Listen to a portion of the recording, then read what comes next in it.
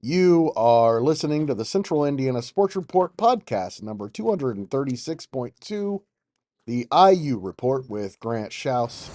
On this week's IU Report, Grant and I talk about IU basketball and football. You're listening to the Central Indiana Sports Report with your host, Greg Mengelt. Welcome back, Grant. How was your weekend? It's a good weekend. First weekend without basketball, which is really weird. weird. We got to enjoy the Masters. That's right, we did. And now we have to go a whole week without basketball, and it's really weird. Can't find it anyway. I know. Can't find it anywhere. Anyway, we're here to talk about football. And you actually can find some football if you try. Part of that is the spring college football season, and for IU, what do they call it, the Cream and Crimson game? I think they just call it the spring game. Okay. That's a good idea. A lot of schools do that. What do you expect to learn? I think you're going to be able to throw your offense on the field and kind of the first, I would say, I don't want to say game situation because it's a practice. It's not a game. It's an open practice pretty much for fans, and it's free admission. What I would expect to see, some kind of vanilla offense, vanilla defense. I don't think you're going to see a whole lot in terms of what I think you would see during the game. It's probably not going to be, maybe a little bit of tackling, probably not full contact, I'd say.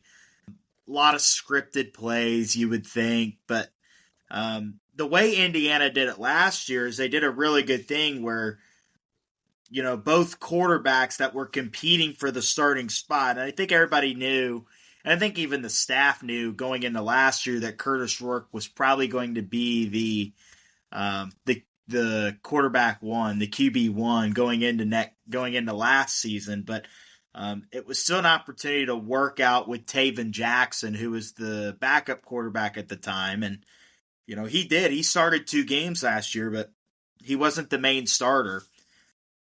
And actually, I thought last year, watching the spring game that Indiana was in last year, that Taven Jackson in the spring game looked better than Curtis Rourke. And then, things happened the way they did, and Rourke ended up obviously being the better choice and better fit. I don't think you're going to see that this year because we know who the starting quarterback is going to be. It's going to be for Fernando Mendoza. You're going to get to see him for the first time live. You're going to get to see these other guys they got. I'm real excited about their offensive line. And just the offensive lineman they got in the transfer portal, Khalil Benson, who was with Indiana to start his career under Tom Allen, then left and played for Deion Sanders at Colorado. Zen Mikowski, a transfer from Ohio State. Pat Coogan, a transfer from Notre Dame. Really looking forward to seeing that offensive line on display. A couple guys they're also returning, like Bray Lynch up front. You're going to see the O-line. You're going to see the new quarterback. You're going to get to see returning guys, guys that I think stole a lot of our hearts, a lot of Indiana fans' hearts, like D'Angelo Pons, the defensive back, Elijah Surratt, the wide receiver, Omar Cooper Jr. You're going to get to see those guys again, and it's going to be refreshing.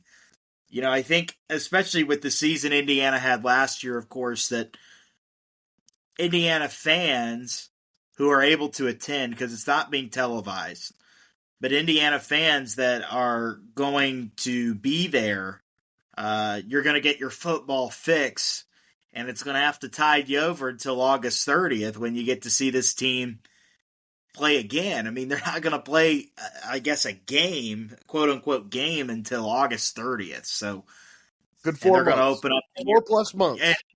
In 4 months. So, yeah, you're going to have about as much time as you've had between the Notre Dame game where they lost in the playoff until Thursday, and then you're going to have that same amount of time to then go and get ready for the next season. So it's going to be good. I know Signetti, I don't think has been real pleased with where the team has been at I think in the last few weeks of practice, just from seeing some of his press conferences and stuff, guys weren't focused. They didn't have some great practices the last few weeks. I think last week was a bad week of practice for them, and that's to me that and it's different. I think for him and their coaching staff because they're coaches.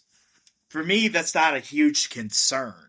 I don't think that's a huge concern quite yet. Now, if that's a regular thing where they're having to constantly whip guys into shape for not being ready to practice and not being ready to go, then that becomes a concern. But for me, I think the fan base shouldn't panic too much about that, where the head coach is always going to find something to ridicule. The head coach is always going to find something that he doesn't like.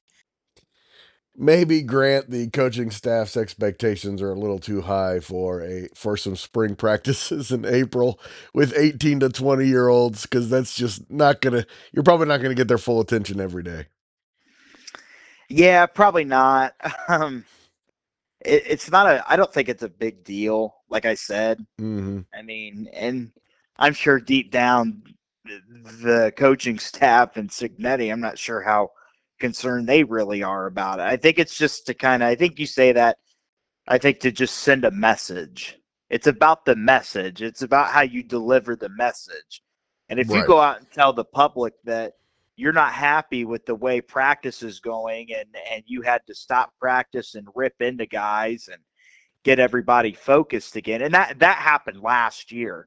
He talked about that last year at times. Not all the time, but occasionally it was, well, we didn't have a great practice the other day and we had to get guys into, focus and everything. And they did what they did. Which is, of course, start the season 10-0. So no reason to panic because of some bad practices in April. Yeah, no reason to panic at all. And my thing is that Kurt Signetti knows a lot more about football than me, and his credibility is, I think, a lot better than mine. But it's nothing that I think is concerning. But like I said, it's about sending that message and getting that message across. Look, these guys, they listen to that kind of stuff he says. They watch those press conferences. They may not watch every single one, but they watch them. They pay attention. They're on top of that stuff. And a lot of that, talking to the media, that kind of stuff is just extra motivation added towards trying to win a national championship. Be interesting to see the spots that need to be filled, the guys who are competing in those positions in particular.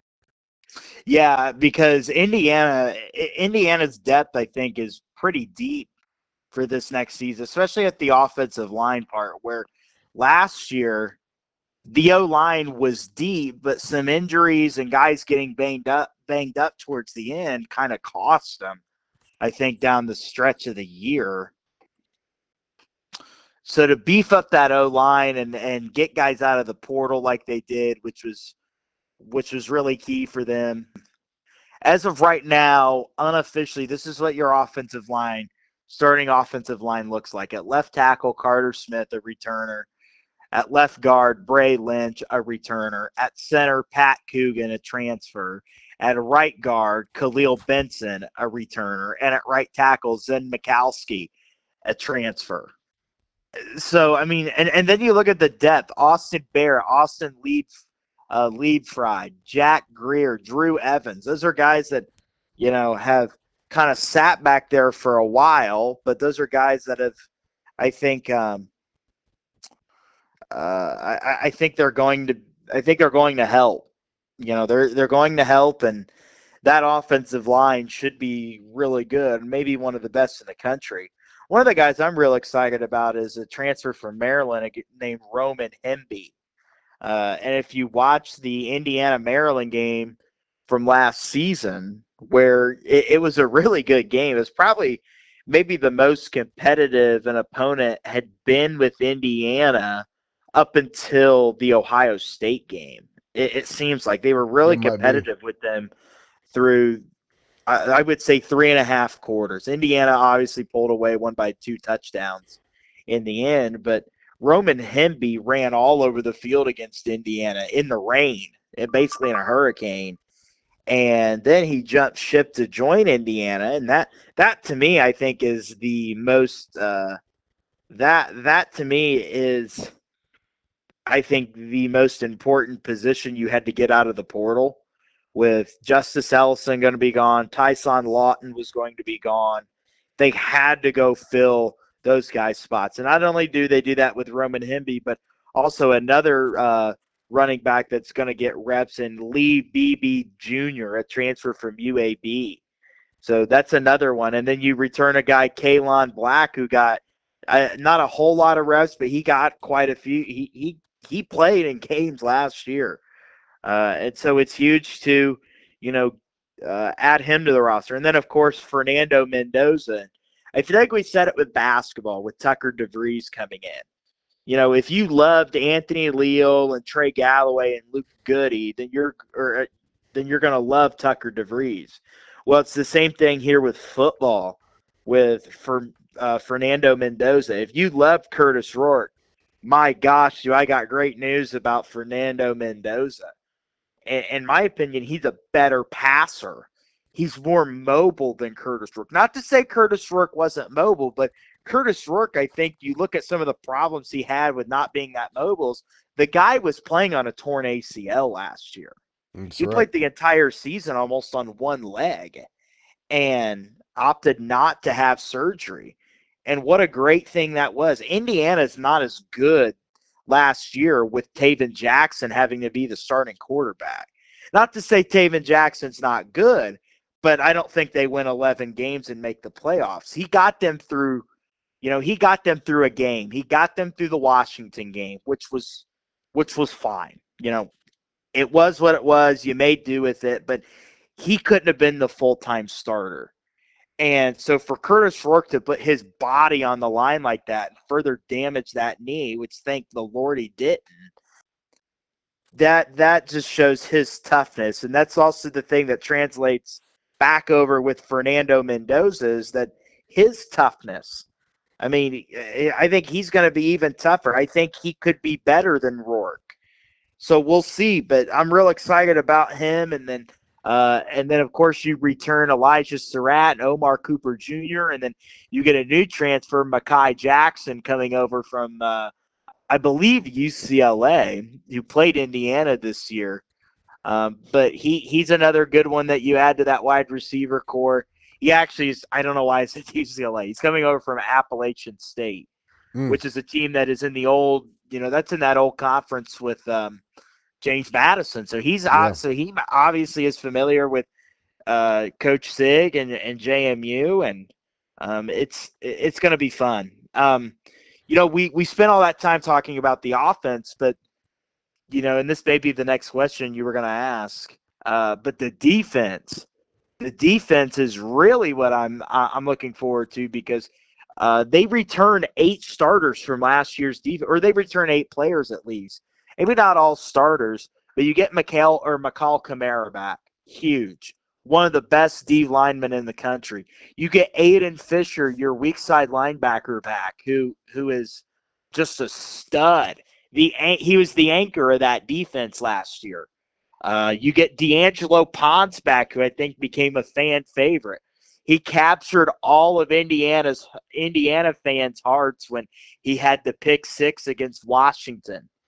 That just absolutely sent that place into a frenzy.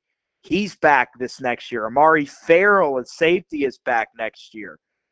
This is a defense that is not returning everyone, but does have a couple guys quite a few guys that are going to be back, and I think going to have even better seasons this coming up season than they did last year. That was such a huge thing with Indiana, and which is why I don't think they'll be a one-hit wonder, because they return a lot of dudes that were the reason they were successful this past season. So really excited about the personnel on both sides of the football.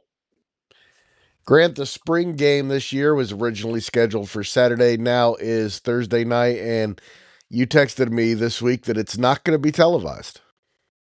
Yeah, a little disappointed. As of right no, I'm not going to be able to make it to the game, which was the plan for this Saturday. We were going to go down and, hang out, watch the game, and kind of take it in a little bit. Was looking forward to giving you a reaction and reporting it back to you. But, everything that we're going to learn, I'm going to probably have to learn from the spring game is going to have to be what I read. Maybe a couple videos. Highlight videos. You don't learn a lot from highlight videos. No, you don't. And that's why I'd like to be able to go. Just the schedule is not open that day. Going to try and open it up if I can, but we'll see. My thing is it's not going to be televised, and it was televised last year. And I think there's a reason it's not going to be televised, and it's because it's not going to be televised this year because, first of all, it gives other opponents, especially teams on your schedule for next year, it gives them kind of free tape. That's why a lot of these teams you'll see in their spring game, what they do is a little vanilla. Like they don't do a whole lot. They're just kind of jacking around a little bit, Yeah, that's not a reason not to televise it. They're gonna have film of it. Come on. I think it's because they don't want other teams to see film on guys that could enter the transfer portal in the spring portal window. I think that could be another reason. But also I think, and I don't think this is the biggest reason, but I think this could play a part, is I don't think you want that to be a distraction around with the media publicity. I think that's why they moved it to Thursday night as well, which, it's not like on Thursday night at 6 o'clock. This is an 8 o'clock start on a Thursday night. And it's not going to go very long, maybe an hour max. It's going to be about an hour long. But it's not going to be televised like it was last year on the Big Ten Network where they had announcers. Yeah, and I thought for sure, Grant, when you told me that it was moved from Saturday to Thursday, that was for television. Oh, yeah, I did too. I didn't know that it had gotten moved until maybe last week, because I was looking it up because I was double checking to make plans to go down there this weekend on Saturday. And then I saw that they had moved it, and it kind of got shoved under the rug of some things, especially I think probably because it was around the time that Indiana was hiring a basketball coach, and it just got lost, I think it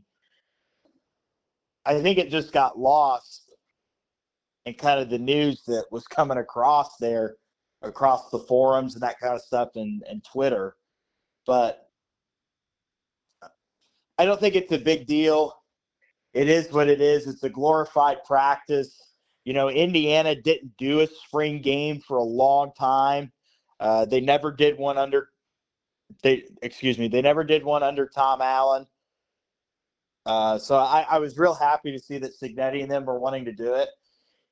And especially I think it gives the fan base, like we said earlier, a little bit of an itch to get ready to watch your football team and get excited about football, because you're going to be able to go back and watch it. They upload it on YouTube. It's not very long. I mean, so you can sit there and watch it on YouTube, or they'll play it on reruns on the Big Ten Network when nothing's going on. I mean, I bet Ohio State's spring game has been televised 20 times since it was played last weekend. And it's going to be televised a bunch of times this week because the Big Ten Network's got nothing to show right now. It's a shame they're not televising it. I get both sides of it. I'd like to see it televised, just I think personally for my sake and a lot of other people that probably aren't going to be able to make it out there. But it is what it is, man. I guess we'll just have to see this team in action on August 30th against Old Dominion. And we move to IU basketball, and nothing has really changed with the roster since the last time we talked. But, of course, a lot of news has leaked about what's going on. And 6'5" guard Lamar Wilkerson from Sam Houston looks like a very good shot at being a Hoosier next year. And it looks like Kevin Overton from Texas Tech, who's played for Coach DeVries, has entered the transfer portal as well. So those are a couple of names that you want to keep your eyes on. Yes, I'm really hoping they can land Lamar Wilkerson. I think we'll know that as early as Tuesday. Should know about that. He's a guy that shot over 40% from three this past year. He had a great visit at Indiana. I'm hearing good things about his visit at Indiana, which is, taking in kind of the town of Bloomington and the stuff that Bloomington has to offer, which is, attractive to recruits. The problem that I think it's going to come down to is the fact that he's down between Indiana and Kentucky. And on Friday and Saturday, he was, hanging out at the local spots in Bloomington with coaches and just kind of taking in the scenery, maybe with some, former players that are still in town or some current guys on the roster or that have already committed. And then on Sunday, you see the picture of him at the horse track with Mark Pope at Kentucky. I mean, that's what's concerning to me. I still think Indiana it really has a good shot to land him, but again, I wouldn't be shocked if he commits to Kentucky, and if he does, then he does. Then you just gotta go grind harder to get different guys in the portal. But Lamar Wilkerson would be such a great addition to this next year's roster and this next year's portal haul. So got to be able to land him, and I think we need to do an instant reaction if we can at some point this week if he commits to Indiana, and I think they'll have a good shot at landing him. But I'm really looking forward because that is really one of the guys that I'd love to see him in an Indiana uniform. Anybody else that they're looking at who interests you? Well, also, like you said, with Kevin Overton, he played for Coach DeVries and he's in the portal. And I think that also kind of becomes a trend where, guys are with these low mid-major coaches like Coach DeVries when he was at Drake, and they don't follow them to the next stop. And then if they're, still playing or whatever the case may be, or then maybe they'll go and jump ship from the school that they went to and go join their old coach's team. And so I would think Kevin Overton would be more of a lock at getting maybe than Lamar Wilkerson from Sam Houston, but certainly he's another name to look out for. A guy that I was surprised that I read earlier, Haran Zerno, who was a high school kid or a teenager from overseas that was committed to Indiana under Mike Woodson. Right. Since Coach DeVries has been hired, Coach DeVries nor his staff, who I'm sure we'll talk about in a minute, but Coach DeVries and his staff have not reached out to him at all. They have not made contact with him. So I would imagine that he is decommitted from Indiana. They haven't, from what I've seen, communicated with him on whether or not he's going to be on the roster or anything like that. So we'll just have to see. But I don't know if that's concerning. I don't know that really necessarily matters, but I think that is something to point out, and that maybe that they want to start fresh. Let's just go get our own guys. Let's not worry about him. I know Trent Sisley was a little different because I think Sisley's probably going to have a really good college career. Yeah, absolutely. But I just think that I don't mind the approach with that, because to me it screams, let's just go get our own guys and do what we do with the guys that we're comfortable in getting, and not having to worry about the transition from administration over to administration. Another name I'm hearing a lot is Tayton Connerway, a 6'3" guard from Troy who's a ball handler. Yeah, that would be good to get. Another guy I forgot to mention, Connor Hickman, who was who went to Bradley and then transferred to Cincinnati, who is from Bloomington South. He went to Bloomington South. And he was a guy that I think they tried to get last year, but they lost him out to Cincinnati. But with Indiana adding the addition of Tom Bargin, their new assistant coach, who is the associate head coach at Bradley. That could be another, or Mike Bargin, their new assistant coach, who was the associate head coach at Bradley. That could be a persuasive getter into getting Connor Hickman to come back home to Bloomington. So we'll see.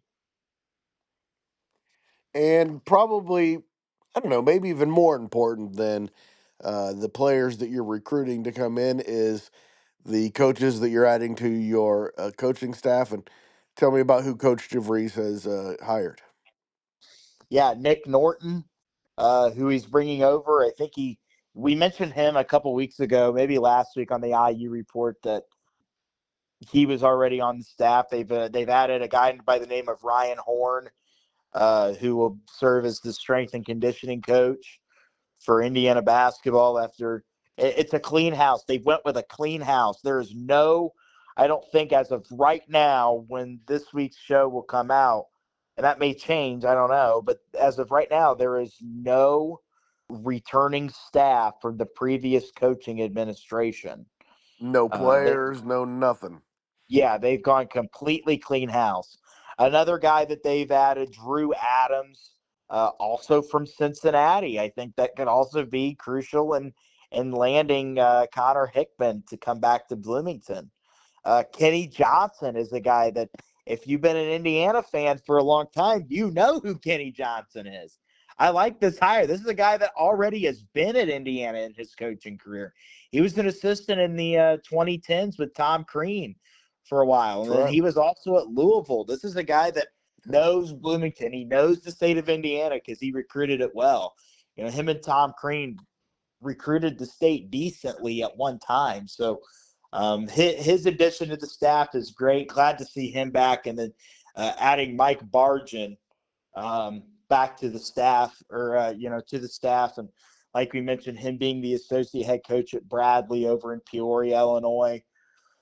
That's awesome to get him to join the staff too, because he's going to serve as associate head coach at Indiana now, and that's a step up in his coaching career too. I think Coach DeVries is putting together a good staff, and I think the staff is better than the previous staff, which is already a good sign. And I think their basketball IQ is better, and I think their credibility amongst the state will be better as well. And we got some 25-26 scheduling news for the Hoosiers playing Louisville and Indianapolis. That should be hopefully that's a long-term series. Yeah, that's one I'm looking forward to. Indiana's also going to get kind of the Kentucky tour next year with Louisville and Kentucky. They're going to play them in Rupp Arena next season. Good. To start that series back up again as well. But they're going to play Louisville at Gainbridge Fieldhouse on December 6th. I would imagine it'll be an afternoon game. It would, and I wouldn't be surprised because Gainbridge the last couple of years since they've gone away from the Crossroads Classic, where Indiana would play Butler, Purdue would play Notre Dame, and then the next year it'd be vice versa or whatever it was, just so Indiana and Purdue never had to play each other. Gainbridge Fieldhouse, and I think probably TV, no question, has a say in it as well. They've had kind of like a showcase kind of thing where they play two games. Like last year it was Ball State and Indiana State who played in a game. Last year it was Butler and Wisconsin that played, and then Purdue and Texas A&M played. They played back-to-back games at Gainbridge, and just to sell tickets and have an event, which is cool. Yeah. I think Indiana and Louisville is kind of getting caught up in that a little bit. I wouldn't be surprised if you don't see maybe Purdue's playing a neutral site game against someone there next year, or maybe Butler or someone like that, or maybe a mid-major, Ball State, Indiana State doing something. So I think it'll be cool. One thing also to note is that it's on the same day. It's on the same day as the Big Ten football championship in Indy. Oh, wow. It's going to be in the afternoon.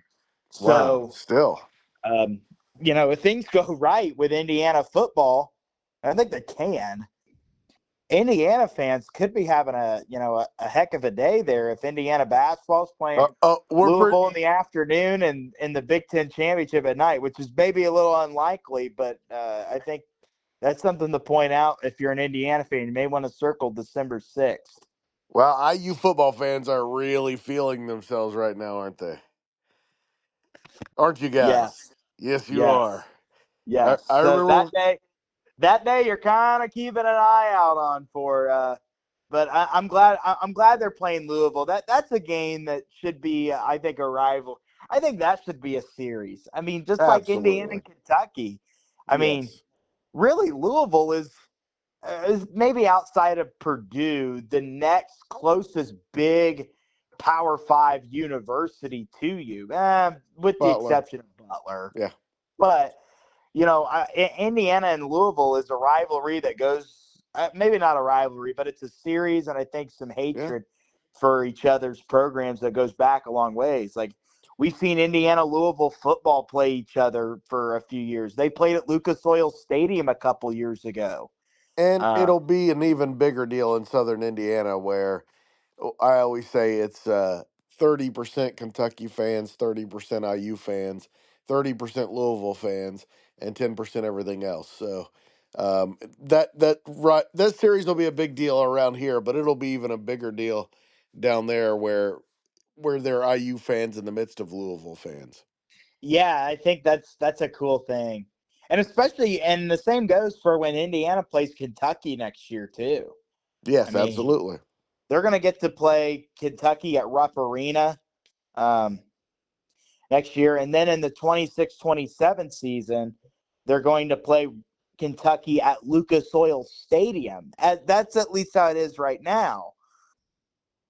I could see that maybe getting changed to Gainbridge or that being back at Assembly Hall. But when Mike Woodson and John Calipari, which is funny that they scheduled the series and now they're not even with those two schools, they scheduled the series together and they set it for it's a 4-year deal, which if it goes good, I think it'll be renewed.